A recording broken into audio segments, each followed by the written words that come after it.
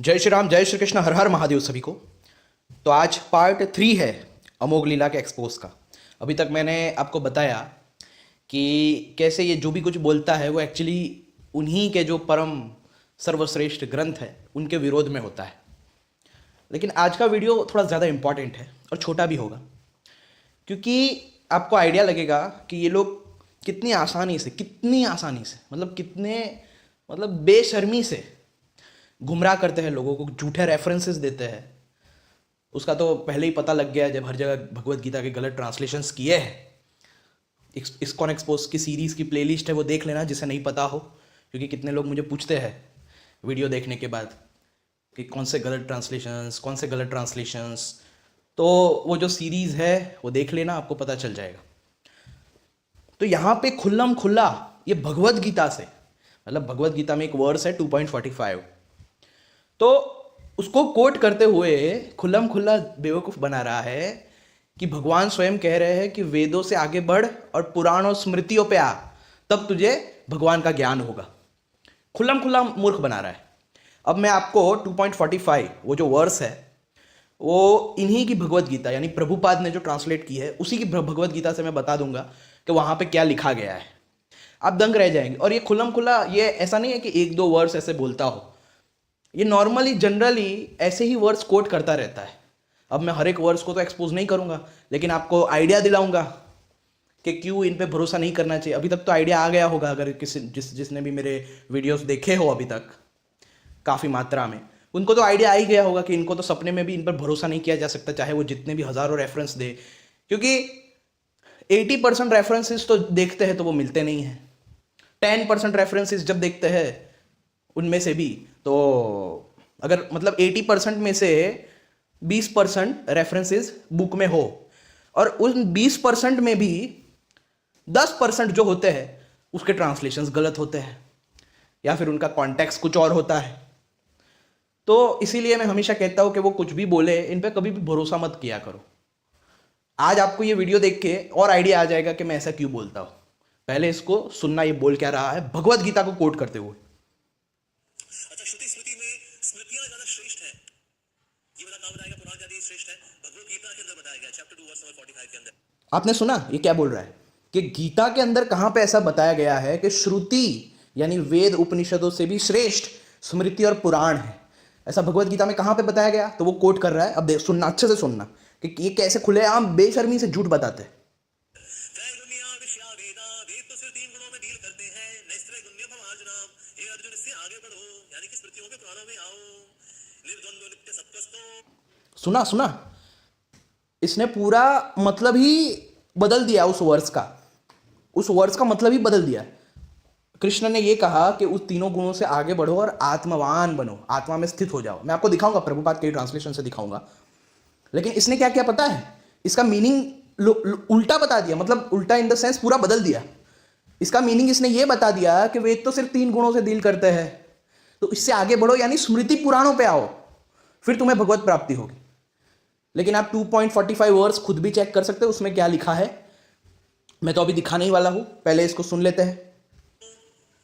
निरुग्यक्षेम आत्मवान, तो वास्तव में किस प्रकार से जो इससे आगे जाकर के फिर भगवान की प्राप्ति हो पाएगी। और सारे गुणों में समझ सुना आपने? मतलब इसने उस वर्ड्स का क्या मीनिंग बताया पता है लोगों को? आप समझ गए होंगे कि वेदों से आगे यानी 3 गुण, वेद तो सिर्फ 3 गुणों से डील करते हैं, तुम उनसे आगे बढ़ो इन द सेंस कि तुम स्मृति और पुराणों पे आओ, तब तुम्हें भगवत प्राप्ति होगी। ऐसा इसने बताया। देखो, ऐसा झूठ जो है वो अक्सर ये बोलता ही रहता है। आप मेरे पहले के जो पार्ट्स है, पार्ट 1 पार्ट 2, वो आप देख सकते हो। मैंने एक अलग प्लेलिस्ट ही बना दी है अमोघ लीला एक्सपोज नाम से, अपनी डिस्क्रिप्शन में और पिन कमेंट में मैं उसे पोस्ट कर दूंगा। मैं इसको एक्सपोज क्यों कर रहा हूँ? ताकि आपको पता चले कि इनके रेफरेंसेस पे, इनकी बातों पे, ये कुछ भी बोले उन पे भरोसा मत किया करो जब तक आप खुद जाके चेक ना कर लो। और चेक भी कैसा?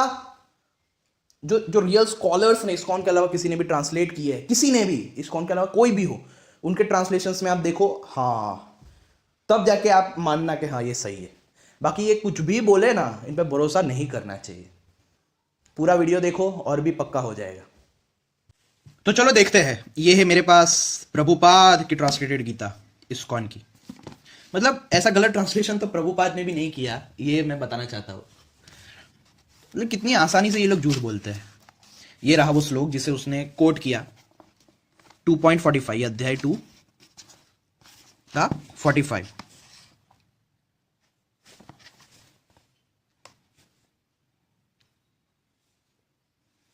वेदों में मुख्यतया प्रकृति के तीनों गुणों का वर्णन हुआ है। हे अर्जुन, इन तीनों गुणों से ऊपर उठो, समस्त द्वैतों और लाभ तथा सुरक्षा की सारी चिंताओं से मुक्त होकर आत्मपरायण बनो, यानी आत्मा में स्थित हो जाओ। ये देखो, आत्मवान, आत्मा में स्थित।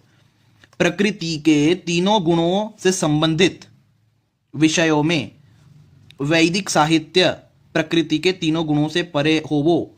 हे अर्जुन, निर्द्वंद यानी द्वैत भाव से मुक्त, नित्य शुद्ध सत्व में स्थित, नित्य सत्वस्थ, लाभ तथा रक्षा के भाव से मुक्त आत्मा में स्थित बनो। ये देखो, तो प्रभुपाद के ट्रांसलेशन से भी मैंने आपको दिखा दिया कि इस श्लोक का मतलब ये नहीं है कि मतलब वेद और जो श्रुति है यानी उपनिषद वगैरह जो वैदिक टेक्स्ट है उससे आगे बढ़ो, यानी पुराणों पे और स्मृतियों पे आओ, तब तुम्हें भगवत प्राप्ति होगी, भगवान का रियल ज्ञान होगा। ऐसा इसमें नहीं लिखा है। लेकिन याद रहे, इस वीडियो बना, ये जो वीडियो है इसको बनाने का मकसद ये नहीं है कि मैं ऐसा बोल रहा हूं पुराणों को नहीं पढ़ना चाहिए, ये है वो है, मैं ऐसा नहीं बोल रहा।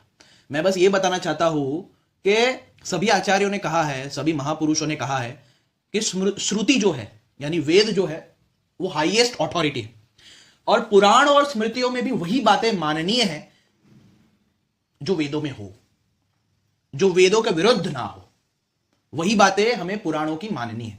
लेकिन ये लोग क्या करते हैं, अपना जो मोनोथिज्म है और अपना जो अब्राहमिक जो माइंडसेट लोगों के मन में जो क्रिएट करने का जो इनका क्या कहते हैं जो प्लान है, एक जूइश प्लान है, जिसके लिए ये लोग हर प्रकार से वेदों के विरुद्ध कार्य करते हैं। रेफरेंसेस भी झूठ है। अब तो देखो खुलेआम, मतलब लोगों के सामने बेशर्मी से ये गीता का श्लोक, जिस गीता में ऐसा लिखा ही नहीं है, यहां पे ये कहने का मतलब है कि भाई तीनों गुणों से ऊपर उठो और अपने आत्मा में स्थित हो जाओ, आत्मवान, सारी चिंताओं से मुक्त होकर आत्मपरायण बनो, यानी आत्मा में स्थित हो जाओ। इसका मतलब ये है। लेकिन सोचो, अब तो गीता के श्लोकों का भी गलत मतलब ये लोग खुलेआम सबको बता रहे हैं। पहले से ही ये इस्कॉन वालों ने तो हर जगह पता ही है क्या गलत ट्रांसलेशंस किए हैं, और अब तो मतलब क्या बताएं। अब आप खुद सोच लीजिए कि किस दिशा में ये लोग लेकर जा रहे हैं सनातन धर्म को। आप खुद सोच लीजिए, मतलब ये श्लोक सीधा सीधा क्या कह रहा है और उसने अपने वीडियो में किस तरह से प्रस्तुत किया।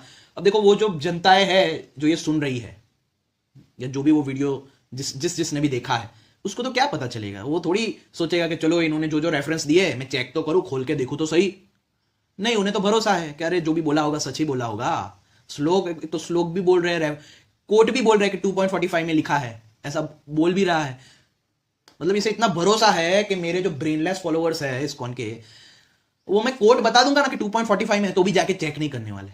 इनको इतना भरोसा है अपने ब्रेनलेस फॉलोअर्स पे कि कोट के साथ वो भी श्लोक बोल के भी गलत अनुवाद, उसका गलत मीनिंग निकालना कि इस श्लोक का मीनिंग ये है कि वेदों, मतलब ये बोलना चाह रहा है ये श्लोक कि वेदों से आगे बढ़ो, यानी श्रुति और यानी स्मृति और पुराणों पे आओ, तब तुम्हें भगवत प्राप्ति होगी, भगवान का रियल ज्ञान तब मिलेगा।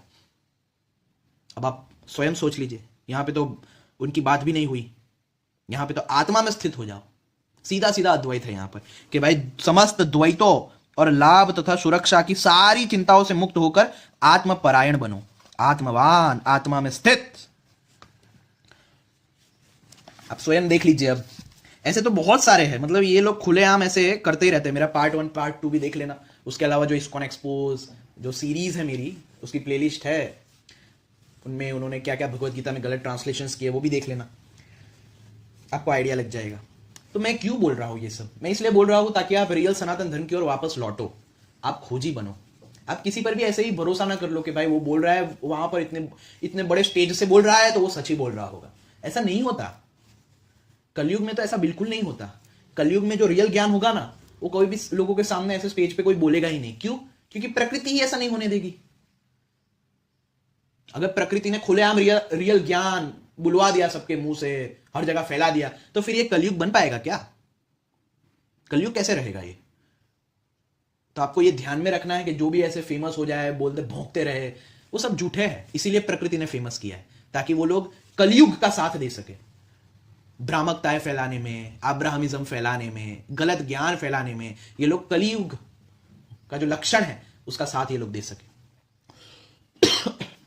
तो आपको अपने ग्रंथों को पढ़ना है, समझना है और खोजी की तरह सच्चाई को ढूंढना है। तो बस इतना ही मुझे बोलना है कि ऐसे ही मतलब इन पे भरोसा मत किया करो। वो कुछ भी बोले या कोई भी रेफरेंस दे, कितने लोग तो मान जाते हैं, वो कोई भी रेफरेंस ऐसे कमेंट में या यहाँ वहां ब्लॉग में लिख दे तो मान जाते हैं। अरे एक टिप देता हूं मैं, वो जितने भी रेफरेंस दे ना, बस आप उन रेफरेंस पे जाना और चेक करना। आधे से ज्यादा रेफरेंस तो आपको वहां पे मिलेंगे नहीं। कितने मिल जाएंगे, उनमें से भी कितने सारे के तो ट्रांसलेशंस उन्होंने गलत किए होंगे, और कितने ऐसे होंगे कि कॉन्टेक्स्ट कुछ और ही होगा, नीचे पता चला तो पता चला स्टोरी कुछ और थी। तो ऐसा होता है इन लोगों का। इसलिए मैं बार बार बोलता हूं, वो कुछ भी बोले, उन पे भरोसा मत किया करो। अपनी ओर से ग्रंथों को पढ़ो, समझो और खोजी बनो। तो बस मुझे इतना ही कहना है।